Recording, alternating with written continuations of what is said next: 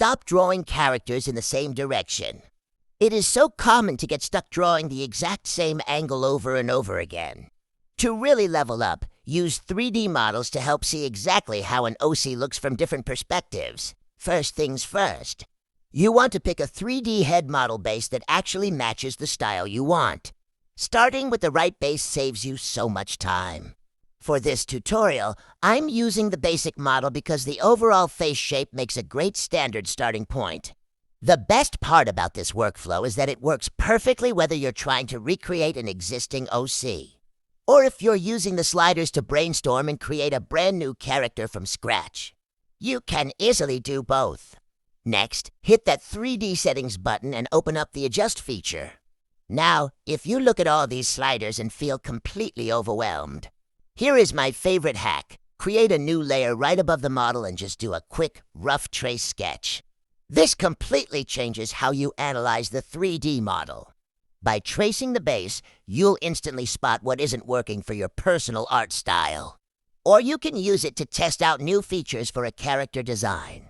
You might notice the nose looks way too long, the eyes are too big, or the ears feel too narrow against the head. Once you visually map out those flaws or sketch out new ideas on your layer, you can jump back into the settings and change the sliders accordingly. The reason this trick works so well is that it stops you from spending forever trying to figure it out in the software.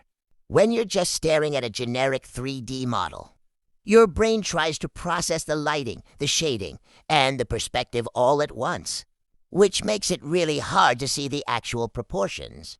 But the moment you reduce it down to simple flat lines on a separate layer, your creative choices and the changes you want to make are super easy to see.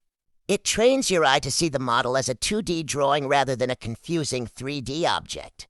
After tweaking things, do another quick trace to check your progress.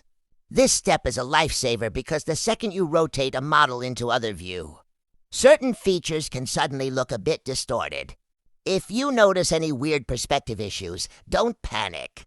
Just readjust the settings, retrace, and repeat the process until you're totally satisfied. The ultimate golden rule here is to keep rotating your model into challenging angles. You want to test your adjustments from the front, the side, and 3/4 to make sure the face actually holds up in every perspective. Taking the time to prep your model like this pays off so much when you actually start working on your comic panels or illustrations, instead of constantly fighting with perspective or worrying if your character looks inconsistent from scene to scene. You have a solid guide ready to go. It makes sketching out your rough layouts and thumbnails way faster because you already customized the proportions beforehand. Once you do that, you'll always have a perfect, custom 3D head model ready for any situation. And don't lose the 3D head model you just worked so hard to modify. Save your progress by registering it right into your material folder. You can choose whichever folder location you prefer and rename the asset however you like so it's easy to find. That way, whenever your character appears again in a later scene or project, you can just drag and drop the 3D head model back onto your canvas and you're good to go. Now that the 3D model is all set up and ready, it's time to create our OC's face character sheet. To show you how much of a difference this setup makes, I'm going to sketch out my character in 3 totally different perspectives. As I'm drawing the first angle, you can see how much faster it is to get the rough layout down. Usually, figuring out the placement of the features from scratch takes a ton of trial and error. But with the customized model as my guide, I don't have to guess where the jawline curves or how far apart the eyes should be. I can just focus entirely on things like the hair placement, eye expressions, and all the unique details. The biggest trick here is to not just trace blindly over the whole proportion. You still want to make your own adjustments on the spots you see fit to make the drawing look organic. To avoid the trap of stiff tracing, there's no need to outline every single part of the 3D model perfectly. Some areas look much better when the lines are kept soft to let the shading handle them later, such as using a single simple line to suggest a nose without outlining the entire shape or drawing the nostrils. When you rotate a model, it serves as a great reference base.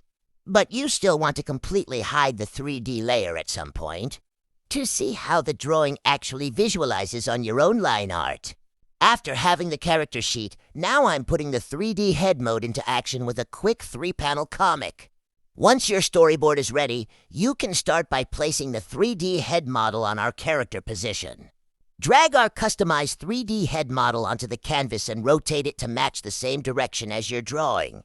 To do this, simply align the position of the 3D model with the guidance from the storyboard. When you are setting it up, you need to feel it yourself as the character. Think about what the character is actually doing in that moment. Is your character actually tilting their head, or is it just the perspective and the camera position changing? Taking a second to act it out in your mind helps you choose the right setting so the pose matches the emotion of the scene. If you want to make your character look up or down, use the neck option in the settings. If you only move the main perspective, it will just look like the camera is moving up or down. Using the neck setting makes it look like the character is actually tilting their head, which looks much more natural. Once the placement looks good, I lower the opacity of the 3D layer and start sketching the rough shapes on top of it. This is the stage to draw out the OC's characteristics, like the hair volume, the eyes, and the facial expression. It is important to watch how the muscles around the eyes change shape. For a wide-eyed, shocked look, the eyelids stretch and become tense, making the eyeball look fully exposed. On the other hand, when squinting or narrowing the eyes, the surrounding muscles bunch up, making the skin look plump and overlap. Paying attention to these subtle shifts keeps the expression from looking flat. Having that 3D base there completely takes away the stress of figuring out the initial perspective from scratch, allowing a full focus on capturing the pose. Here I clean up the sketch directly as I go, so I don't do a separate linert anymore. Turning off the 3D layer at the end makes sure the model is just used as a guide to help build the drawing. This leaves the final look completely up to my own personal art style.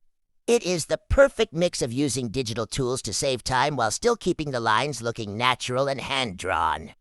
Now, continue with the coloring by filling each part in separate layer. Personally, whenever a perspective felt too difficult to draw, I used to just retreat to my safe zone and draw an easy angle instead. But avoiding those challenges only stopped my story from leveling up. Using 3D head models completely removes that fear of difficult angles. It gives us the freedom to express any perspective the story actually needs, making the sketching phase so much faster. Try it out. And that's all for this tutorial. Thank you for watching.